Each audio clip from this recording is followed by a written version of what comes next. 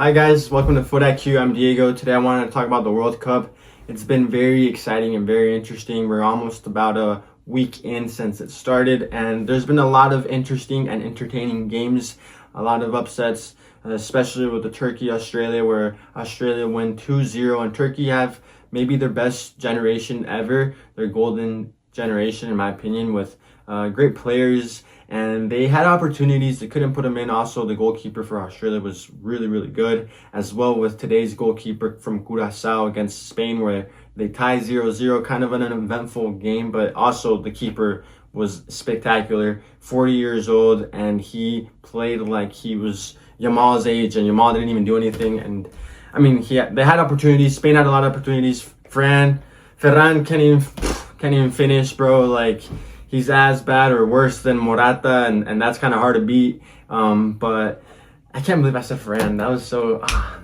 Anyways, I just can't believe how Spain had a very complicated game when they're ranked number 2. Obviously, rankings, I guess, don't matter, especially in the World Cup. But Curacao ranked like 67th or like 70th.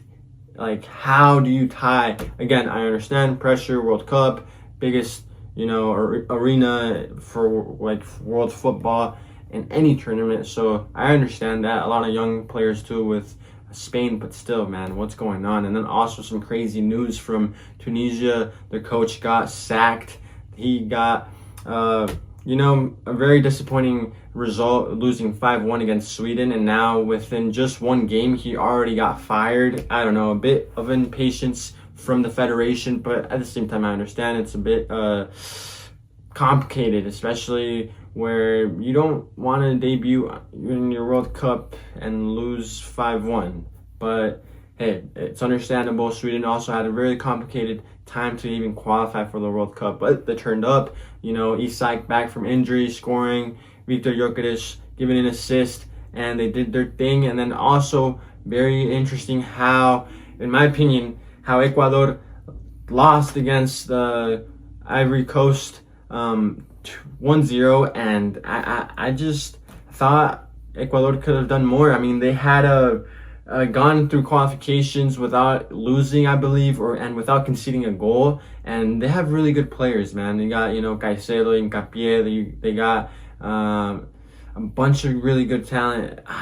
Just really unfortunate. They had a couple of chances that hit the crossbar, and so did Ivory Coast.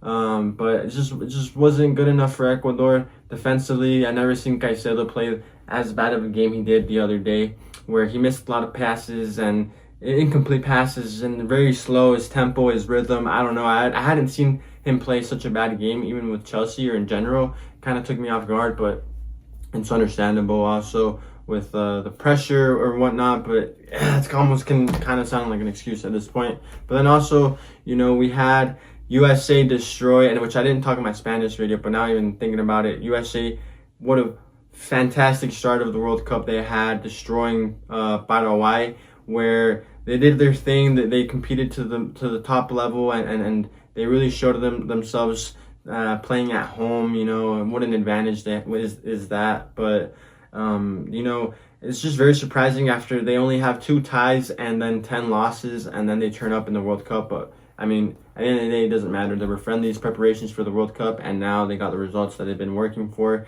And Canada, honestly, tying against Bosnia, could have been Italy, but Bosnia did their thing to qualify, and they tied and got 1 point. So that's really exciting for them. They could have gotten a 2-1, but they missed at the end. I don't know if you guys saw that, but Canada still got a point, and they are fighting to qualify still. Kind of makes it hard when you lose the first game, because now you kind of depend on other results.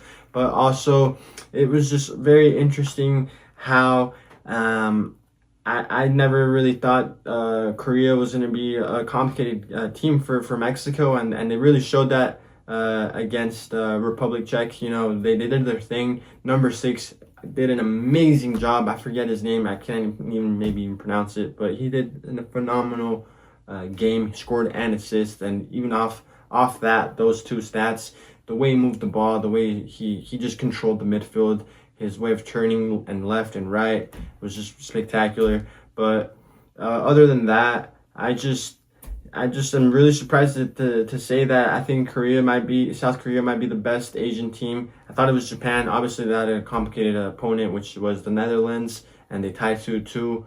It was a really good game, especially second half. First half was kind of whack, like it was kind of slow. There wasn't really much going on. They were really, really patient, and well, they turned up and made it 2-2. And also then Egypt winning, which I didn't even think I talked about in my Spanish video, or not winning. They tied 1-1 against Belgium. Belgium, who has the better team. Obviously, Marmoush, obviously Mo Salah giving an assist. Probably played his best game this season so far. Even in the EPL this season, he was very, very, very mid. And it was his last season at Liverpool. But also their number 8, I forget his name. I don't even think I know him.